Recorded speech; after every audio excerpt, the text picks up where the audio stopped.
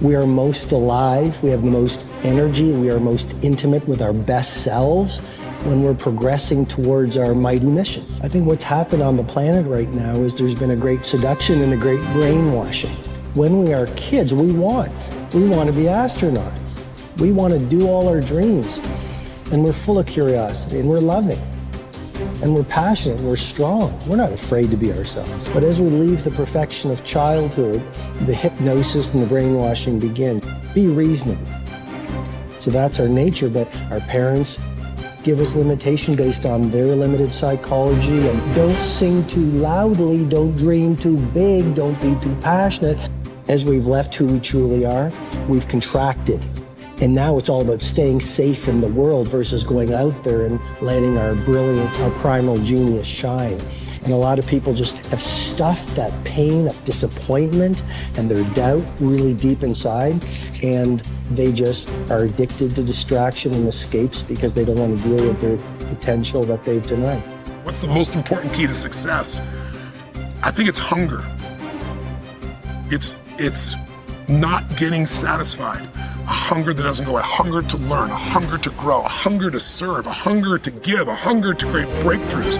Most people are hungry until they make a certain amount of money and then they get comfortable.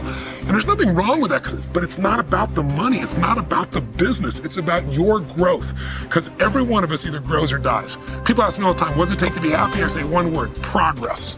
Progress equals happiness, because achieving a goal feels good for how long? A week, a month, 3 months, and then there needs to be something else. And the reason for something else is because you gotta grow. I want to find more. All I can. And in that sack of you have to dive in that to find more. Because if you're not willing to go in there and face yourself, I can find anything. You can live right here on surface, man, right here on surface. So if there is an ending to this world and there is somewhere to go and there's a judgment, you're gonna get there and you might see a chart. And that chart may tell you who you should have been. And now you get the rest of your life to think about that. Now I could live a much better life if I just would have just suffered a little bit more. Success is not gonna show up at your front door and knock on it and say, here I am. It's not coming to look for you. In fact, success is not thinking about you. Success is already doing its job. You got to be willing to do your job. Each and every day that you are breathing in this world, each and every day that you are doing something in this world, you should be focusing on getting better, not worse. You should be understanding that, hey, I can't be this same person on a day in, day out type of way. I got to keep focusing and going further and going harder and going stronger and pushing myself till there's nothing else left to push forward. So now's the time for you to hit the gym of your life and start exercising your self-discipline muscle. No more talk, no more excuses. From this moment forward, it's all about massive execution. Will there be days that you don't feel like it? Yes. Will there be days that you want to stop? Yes. Will there be days that you want to give up? Yes. Will there be days that you want to quit? Yes. Listen to me. Quitting is never an option. We've all bought into a lie. We've bought into a lie that confidence is belief in self. And so when you're in a situation which is normal, where you don't believe in yourself, you're like, oh my God, I have no confidence. The truth is, and I want you to walk out of here with a new definition of confidence. Confidence is the willingness to try. Because when you try and you take action, what happens, and what's happened for France, is that when she sees herself taking action, what happens is she sees herself being the kind of person that takes action. So she has evidence that she can rely on herself. And that action is what builds confidence. It doesn't start with belief. The real way for most of us is not to wait to believe, but to push ourselves to act. And through the action, you will build the belief. We're built to walk uphill. And when you reach the pinnacle of the hill, you want to stop and appreciate the vision, but the next thing you want is a higher hill in the distance, because it's the uphill climb that it's from the uphill climb that we derive our value, and I mean this technically. So almost all the positive emotion we feel, especially the emotion that fills us with enthusiasm, and that's to be filled with the Spirit of God, by the way, because that's what enthusiasm means. That's experienced in relationship to a goal.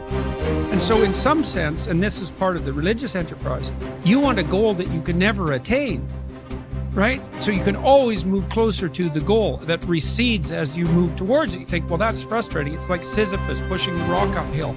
But it's not, because as you pursue that goal, you put yourself together and your life does get better and richer and more abundant. And that's why the highest levels of virtue and goal are in some sense transcendent. You want them to be above everything you're doing so you can continually move towards something that's more sublime and better.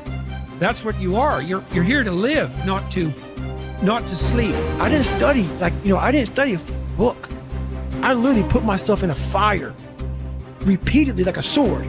You put a sword in a fire repeatedly and repeatedly. If you keep on doing that, you're going to get a nice sword. And then you keep on beating it. You got to beat the shit out of it. And that's what I am. Yeah. I became that. I said, okay, we can't quit.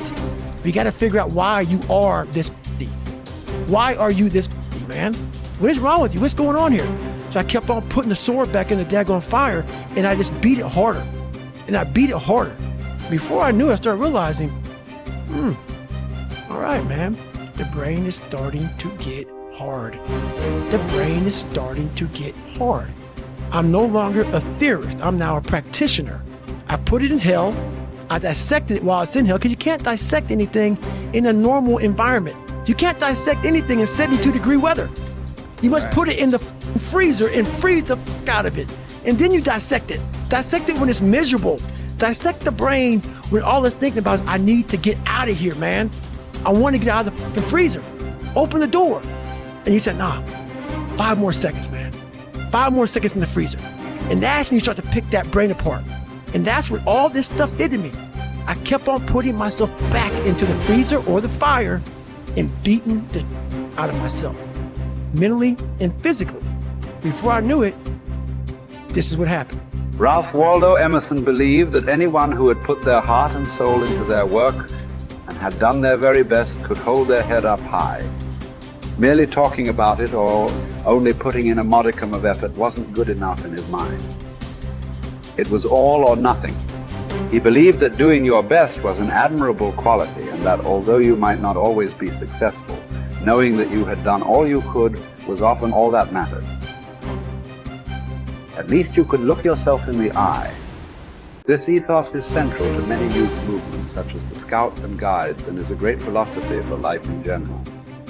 Indeed, doing your absolute best in everything you do is something that we should all aspire to, and it doesn't matter if it's at school, university, work, or home.